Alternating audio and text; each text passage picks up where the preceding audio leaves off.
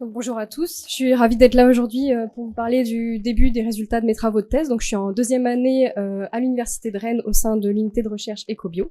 Et donc, je travaille avec cette équipe que vous voyez ici qui étudie en ce moment la Guifette Moustac. Je vais vous présenter les premiers résultats sur le budget temps donc chez la Guifette Moustac en reproduction. Je vais commencer par un petit point de contexte. On le sait, la reproduction chez les animaux et sûrement encore plus particulièrement pour les oiseaux, c'est une étape de la vie qui est très contraignante énergétiquement parlant. Plus précisément, ça a été théorisé, donc grâce à la théorie des traits d'histoire de vie, que les individus reproducteurs doivent trouver un compromis entre leur investissement donc temporel et énergétique dans leur propre survie actuelle, leur reproduction actuelle et le potentiel de reproduction future. Donc pour ajuster au mieux leurs choix comportementaux dans ce compromis, ils doivent faire en fonction de différents paramètres, notamment des paramètres intrinsèques, comme le sexe des reproducteurs, l'activité du partenaire dans le cas d'un investissement biparental dans la reproduction, comme c'est le cas chez les Guifettes Moustac, et enfin, en fonction des conditions environnementales pour lesquelles elles doivent avoir une vigilance accrue. Ces ajustements comportementaux sont encore assez méconnus, notamment chez les petits oiseaux d'eau très mobiles, comme les guifettes. Jusqu'ici, on était obligé de se contenter d'observations focales faites sur le nid ou sur les zones d'alimentation pour avoir une idée de la partition du temps dans la journée, donc des individus dans les différentes activités pendant la reproduction.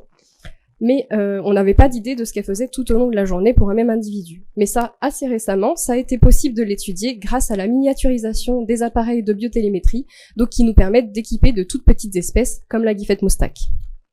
Donc nous, on a décidé d'étudier cette espèce. C'est ce petit laridé, pour ceux qui le connaissent pas très bien, qui a une population assez fragmentée, comme vous le voyez, à l'échelle de l'Europe. Elle niche dans 7 grandes zones humides de France, ce qui lui a valu sa classification en tant qu'espèce vulnérable sur la liste rouge des oiseaux nicheurs en France. Elle hiverne dans l'Afrique subsaharienne et pour un petit point de biologie, elle se nourrit essentiellement de poissons, d'invertébrés aquatiques et d'amphibiens. Donc pourquoi on a choisi cette espèce pour étudier cette problématique? C'est parce que c'est une bonne représentante des espèces sentinelles des zones humides, c'est-à-dire qu'on s'attend à ce qu'elle intègre dans son comportement et sûrement d'autres éléments de sa biologie les variations de son environnement et notamment la dégradation des zones humides. En plus de ça, comme de nombreux oiseaux, elle est contrainte spatialement dans un rayon autour de son nid puisqu'elle est obligée d'y retourner régulièrement pour s'occuper de sa progéniture et le défendre. Donc elle est particulièrement sensible aux conditions environnant la colonie. Elle est également ultra dépendante des zones humides, comme vous voyez sur la photo. Elle niche directement sur les masses d'eau en construisant des nids faits de végétation flottante et elle se nourrit dans ces masses d'eau également. Donc elle est là aussi particulièrement sensible, et bien comme vous voyez sur le graphique, au déclin drastique des zones humides qui maintenant a lieu depuis plusieurs siècles. Donc on attend à ce qu'elle intègre aussi ça dans son comportement. Et enfin, c'est un prédateur apical, donc qui se nourrit d'autres animaux, et là aussi par une cascade de réactions dans le réseau trophique. On s'attend à ce que son comportement intègre de potentielles variations dans la démographie de ces espèces proies, elles-mêmes indicatrices de l'état de santé de l'écosystème, donc des zones humides. Donc, la question qu'on se pose, c'est de comprendre l'influence de facteurs intrinsèques, donc notamment le sexe et l'avancement de la reproduction, également un petit peu du paysage, mais je vais plutôt en reparler à la fin. Sur le budget temps, donc le partitionnement des différentes activités dans la journée des individus, et plus largement l'utilisation de l'espace, mais ça c'est un peu à l'échelle globale de ma thèse, le tout chez la Guifette Moustac en reproduction. Donc au niveau des prédictions qu'on peut faire, c'est que lorsque dans la journée d'une guifette, elles vont passer une proportion de temps hors de la colonie qui sera dépendante donc du sexe. Là, les mâles passeraient plus de temps hors de la colonie que les femelles, en fonction de l'avancement de la reproduction. Donc, lorsque les individus sont en élevage sur poussins, ils passeraient aussi plus de temps hors de la colonie que lorsqu'ils sont en incubation pour des contraintes énergétiques assez évidentes. Et enfin, dans un paysage dont les masses d'eau seraient fragmentées par rapport à un paysage dont les masses d'eau seraient plus homogènes, en raison d'une augmentation des temps de trajet entre les zones d'alimentation. Pour ce qui est du temps passé au nid directement, en toute logique, c'est la tendance inverse, puisque c'est le temps en fait qui reste disponible dans la journée des individus. Donc voilà ce qu'on a fait pour répondre à cette question. On a équipé 20 individus en reproduction de balises GPS à haute fréquence d'acquisition temporelle, puisqu'elles sont capables de prendre une localisation par minute. On a équipé donc 10 individus dans la réserve naturelle nationale du lac de Grandlieu, qui est considéré comme un milieu homogène favorable à l'espèce. C'est un immense lac pour ceux qui connaissent pas très bien. Et dans le parc naturel régional de la Brenne, qui là est une mosaïque de milliers de petits étangs pris dans une matrice essentiellement faite de prairies. L'objectif d'avoir ces deux sites, c'était d'avoir un contraste paysager, comme vous voyez, et donc de voir si on avait des résultats convergents ou non. On a sexé les individus moléculairement et obtenu 60% de mâles pour 40% de femelles. Donc grâce aux balises GPS, on sait où se trouvent les individus, mais ça ne nous dit pas du tout ce qu'ils sont en train de faire. Donc il a fallu construire ce qu'on appelle un modèle de classification comportementale.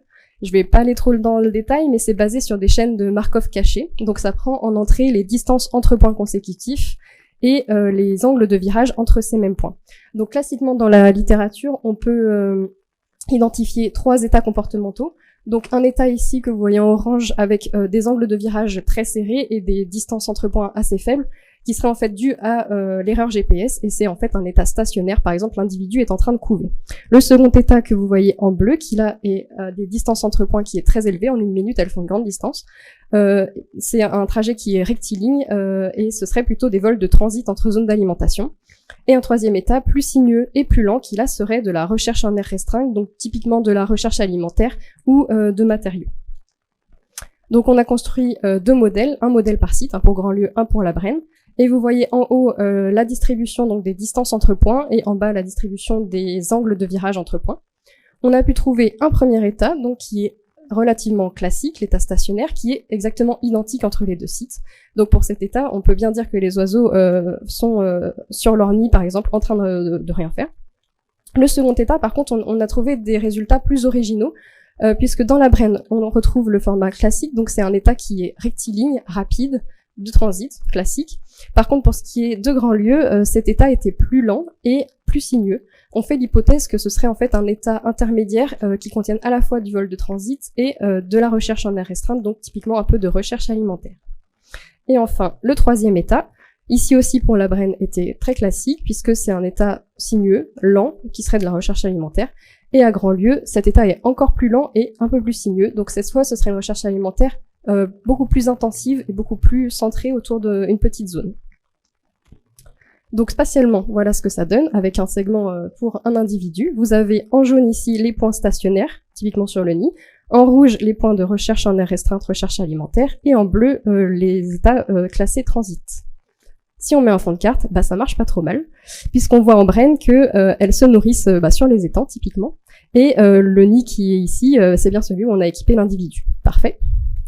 Pour ce qui est de Grandlieu, c'est un peu moins intuitif, comme vous pouvez le voir, puisque l'état transitoire ici en bleu est majoritaire, et il n'est pas comparable à celui de Brenne, puisque vous pouvez remarquer qu'il est moins rectiligne, un peu plus sinueux, un peu plus lent. On retrouve par contre les points de recherche alimentaire en rouge, et en jaune l'état classique stationnaire, qui là est bien identique entre les sites. Donc quand on fait les budgétants, voilà ce qu'on obtient. Une proportion similaire d'états stationnaires sur le nid, donc environ 56 et 59% pour Grandlieu et La Brenne respectivement. Également en Brenne, on a 32% de recherche en air restreinte et 9% de transit, tandis qu'à Grandlieu, on aurait cette fois 36% de transit mixé à de la recherche alimentaire et 7% seulement de recherche alimentaire plus intensive. Ici, je vous donne un exemple des résultats qu'on a obtenus pour un des comportements, donc c'est la recherche en air restreinte. Je vais pas forcément tous les détailler, ne vous inquiétez pas. Donc pour voir si on avait un effet du sexe et de l'avancement de la reproduction. Et donc le premier résultat qu'on a, c'est que pour les deux sites, on n'a pas d'effet du sexe, donc les mâles passent autant de temps que les femelles à faire de la recherche en air restreinte dans leur journée. Par contre, on a bien trouvé un effet de l'avancement de la reproduction, puisque les individus qui étaient sur poussins passaient plus de temps à faire de la recherche alimentaire que les individus qui étaient sur œufs. Là, je résume un peu les autres résultats trouvés. Vous inquiétez pas, ça paraît compliqué, mais je vais les détailler assez rapidement tout de suite. Pour ce qui est de l'effet du sexe, on n'en a pas mis en évidence en Brenne du tout. Et à Grandlieu, on a mis en évidence que les mâles passaient plus de temps sur le nid dans la journée que les femelles. Et en fait, c'est un résultat qui était déjà connu de la littérature chez pas mal de laridés, mais surtout chez la guifette moustaque, dans le même site et pour la même population. Donc c'était une autre étude qui a été faite par des observations focales sur le nid. Donc ici, ce qui est bien, c'est qu'on a pu confirmer ces résultats avec une autre méthode, et notamment la biotélémétrie. Si on n'a pas d'effet du sexe dans l'autre population et dans les autres comportements, ça peut être tout simplement parce que notre jeu de données est encore assez de petite taille, donc on n'a pas pu identifier cet effet. Et pour ce qui est de l'effet de l'avancement de la reproduction, cette fois-ci, on a eu des effets significatifs pour les 3 comportements et pour les 2 sites. Donc les individus passent plus de temps en recherche alimentaire et à faire du vol de transit quand ils ont des poussins que quand ils sont sur œuf. Ça paraît assez trivial comme résultat puisqu'il y a des contraintes énergétiques certaines. Lorsqu'il y a des poussins, il faut les nourrir, donc passer plus de temps à chercher de la nourriture. Donc, même si ça paraît assez trivial, c'est quand même des données inédites des comportements des individus hors du nid. On a un visuel sur tout ce qui se passe sur leur journée et pas seulement au nid ou sur les zones d'alimentation. Ça confirme donc l'effet de facteurs intrinsèques comme le sexe et l'avancement de la reproduction, et ce dans les deux sites. On a des résultats qui convergent. Donc par la suite, ce qui sera intéressant, et c'est ce que je vais faire dans les prochaines semaines, c'est de vérifier si en calculant d'autres descripteurs de l'activité, comme la taille des domaines vitaux ou les distances journalières, on trouve là aussi des résultats convergents.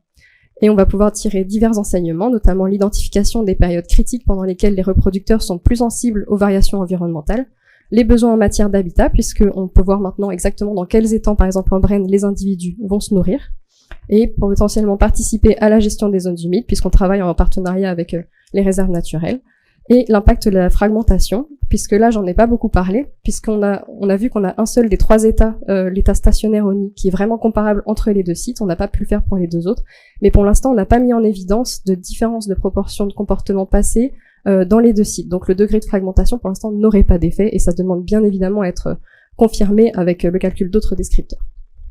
Et sur ce, je vous remercie pour votre attention, et si vous avez des questions, n'hésitez pas. Merci.